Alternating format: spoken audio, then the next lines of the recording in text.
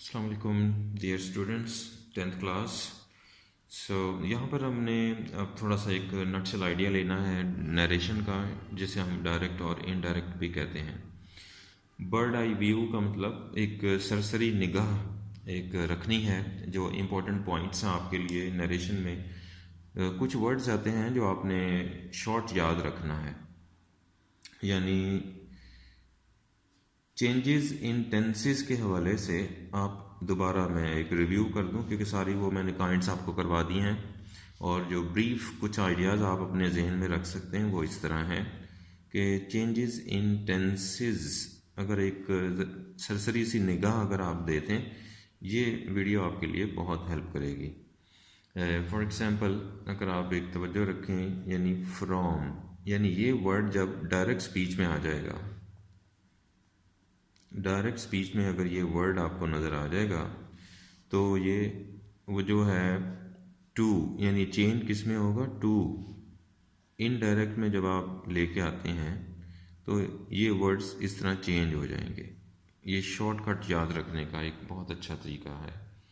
यानी फ्रॉम यानी डायरेक्ट से इनडायरेक्ट में जाने के लिए ये जो वर्ड्स मैं यहाँ लिखूँगा, ये जब इनडायरेक्ट में जाएंगे तो इस शेप में आ जाएंगे। मसलन वेरी इजी, अगर इज़, एम, आर आपको नज़र आ रहा हो डायरेक्ट स्पीच में, तो आप उसको जब चेंज करेंगे तो वो बन जाएगा वॉज में या वर में। वेरी शॉर्ट, यानी इज़, एम, आर जब आ जाएगा तो वॉज वर में ये बदल जाएगा। लेकिन बात थोड़ी सी और याद रखनी है, जब आ जाए सेड, यहाँ पर जब सेड आएगा तो ये कॉमास के अंदर वाली स्पीच है, फर्ज कर लेते हैं हम। तो ये वाली स्पीच जो कॉमे के अंदर वाली स्पीच होती है, वहाँ पर ये वॉज वर बन जाता है। फिर अगर आप देखेंगे कि वॉज वर अगर आ जाए, वॉज एंड वर नज़र आ जाए, तो आप उसको बदल देंगे हैड बीन में। ये वेरी शॉर्ट जा रहा हूँ, आपको बहुत क्लियरली समझ आ जाएगी बात। यानी डायरेक्ट स्पीच में जो वॉज वर आपको नज़र आएगा, आप उसे हैड बीन में तब्दील कर दें। ये जो मैंने आपको तब्दीलियाँ सिखाई हैं उसी को फॉलो करें आप, और यहाँ पर एक शॉर्ट आपकी वो आ जाएगी, बहुत एक शॉर्ट आइडिया मिल जाएगा आपको क्विकली कि क्या करना है मुझे फ़ौरन से। इसी तरह मैंने कहा था कि विल और शैल जब आ जाएंगे,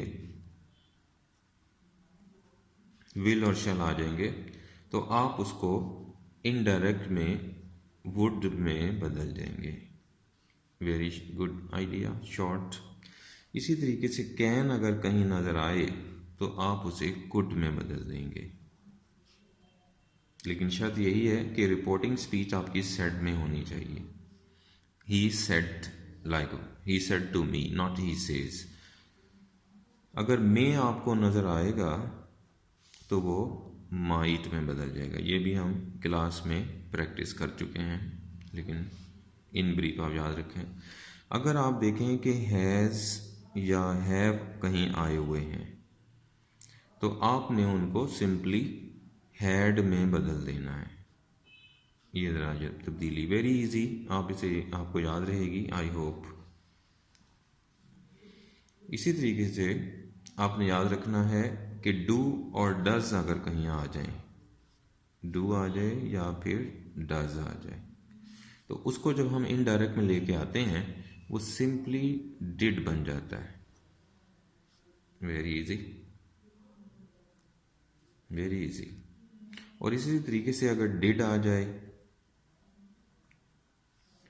तो वो आपने सिंपली उसमें उसको हैड में हमने बदलना होता है। यानी इनडेफिनेट टेंस को परफेक्ट टेंस में बदलते हैं, ये हम पहले पढ़ चुके हैं। या जो लेक्चर्स हैं मेरे, आपने कॉपी पे नोट किए होंगे, आप वहाँ देखिएगा, या जो आपको मैंने बताया है वहाँ फोकस कीजिएगा, आपको यही चीज़ें नज़र आ जाएंगी। इसी तरह आपने ध्यान रखना है फर्स्ट वर्ब जब आ जाता है,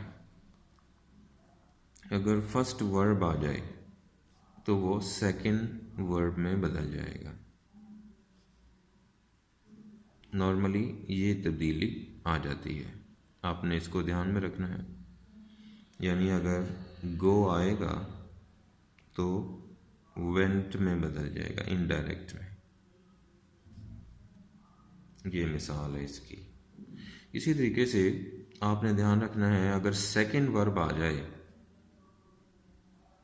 पहले ही सेकंड फॉर्म लगी हुई है, सेकंड वर्ब यानी दूसरी फॉर्म जो आ जाए, तो आपने उसको फिर हैड के बाद थर्ड में बदल देना है, हैड प्लस थर्ड फॉर्म में बदल देना है, लेकिन हैड लगाकर थर्ड फॉर्म लिख देता हूँ।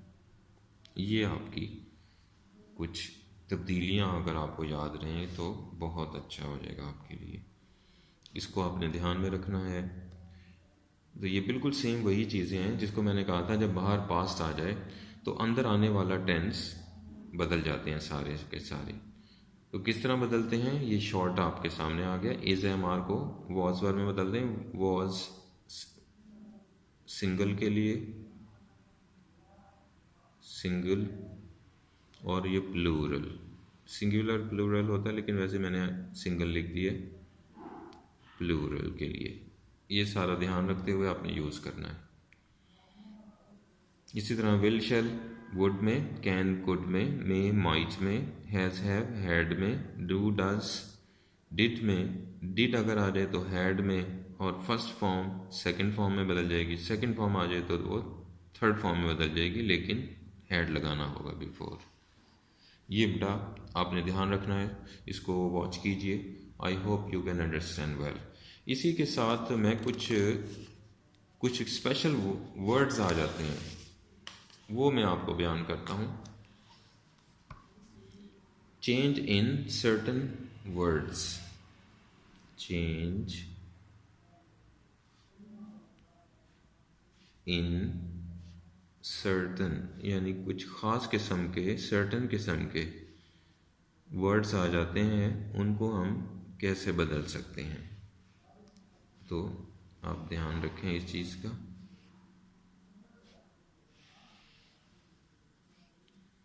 चेंज इन सर्टन वर्ड्स यानी जब इसी तरह आपने याद रखना है, फ्रॉम यानी डायरेक्ट, और टू यानी इनडायरेक्ट, इसमें बदलते हैं। इसका मतलब ये है, यानी और उर्दू में अगर मैं आपको ये बात फार्मूला बताना चाहूँ तो मैं ये कह सकता हूँ कि जो भी करीब करीब का सेंस है, करीब वाले अल्फाज हैं, उनको दूरी के अल्फाज में बदल दें। जैसे हम बोलते हैं दिस, दिस लगाते हैं करीब की चीज़ के लिए, तो आप इसको जब इनडायरेक्ट में करोगे तो ये दैट बन जाएगा। इसी तरीके से नाव मौजूदा दौर को कहते हैं, जो इस वक्त चल रहा होता है उसे नाव कहते हैं, लेकिन और जो पास्ट होता है फिर उसको देन बोल देते हैं, ई से देन। इसको नाउ एंड देन को हम लिटरेचर की ज़बान में, यानी अगर हम इंग्लिश पोइट्री पोएम वगैरह पढ़ें तो वहाँ अक्सर लिखा होता है, ये प्रेजेंट को, नाउ प्रेजेंट को शो करता है, देन पास्ट को शो करता है। नाउ एंड देन यानी पास्ट एंड प्रेजेंट। बुढ़ापा और जवानी, जवानी और बुढ़ापा, ये इस तरह के लिटरेचर में लफ्ज़ आ जाते हैं। एनीवे आप इसको याद रखें। अब हेयर का मतलब है नज़दीक, करीब ही, यहाँ, तो इसको दूरी में बदल देंगे तो कहेंगे देयर यानी वहाँ। इसी तरीके से जो वर्ड कभी आपको दस नज़र आ जाएगा तो 10 को हम अमूमन 100 में बदल दिया करेंगे। इसी तरीके से टुडे अगर आ जाएगा, यानी करीब का वक्त है ये, टुडे यानी आज ही, तो इसको दूरी वाले वक्त में बदल देंगे दैट डे, उस दिन।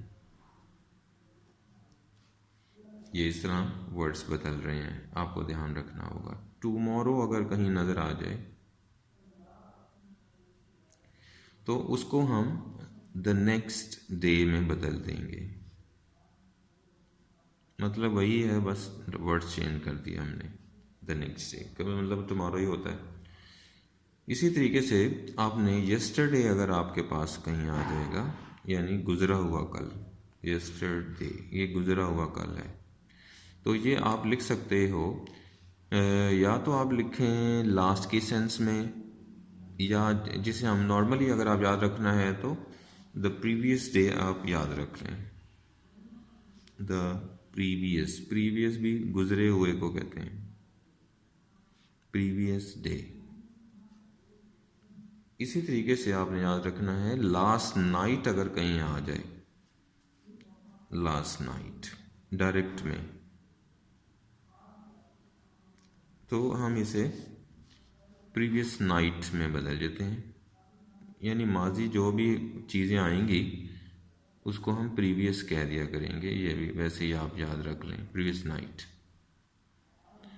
इसी तरह एक लफ्ज़ होता है अगो, 10 years ago, सॉरी ये आप इसको कैप्स में ले आते हैं, अगो। ये जो अगो है इसको नॉर्मली हम B4 में फिर बदल देंगे, अगो 10 years ago, 10 years B4 में वो ट्रांसफॉर्म हो जाएगा। इसी तरीके से करीब का वक्त, टू नाइट यानी आज रात, टू नाइट, तो इसको आप कर दोगे दैट नाइट, उस रात, यानी करीब का जो वक्त है दूरी में बदल जाएगा। तो इस तरह आपने ध्यान रखना है, यस्टरडे को प्रीवियस डे में, लास्ट नाइट को प्रीवियस नाइट में बदल देंगे, अगो का लफ्ज़ जो होता है इसे B4 में बदलते हैं, इसी तरीके से टू नाइट को दैट नाइट में। ये अल्फाज हैं कुछ आपके लिए बेटा, इसको ध्यान में रखें। और अनदर वीडियो भी मैं अभी शेयर करूँगा नेक्स्ट टाइम, उसमें कुछ स्पेशल वर्ड्स होते हैं, तो वो उनके साथ क्या रवैया अख्तियार किया जा सकता है, तो उस तरह हम इन्हें डिस्क्राइब कर सकते हैं। जैसे कि मैं आपको एक एग्जांपल लिख देता हूँ, she said good night mother, she said good night mother. ये इस तरह स्पीच है, तो आपने सिंपली इसको यूँ लिख देना है, she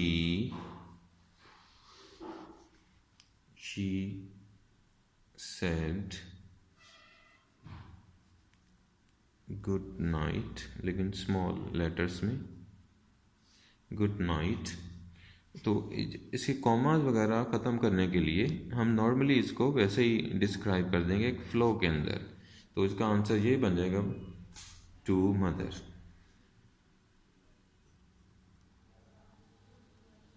she said good night to mother, यानी आपने कॉमास वगैरह ख़त्म करके वो जो हम टू लगाते हैं वो लगा दिया, और गुड नाइट का वर्ड हमने सेट से अटैच कर देना है।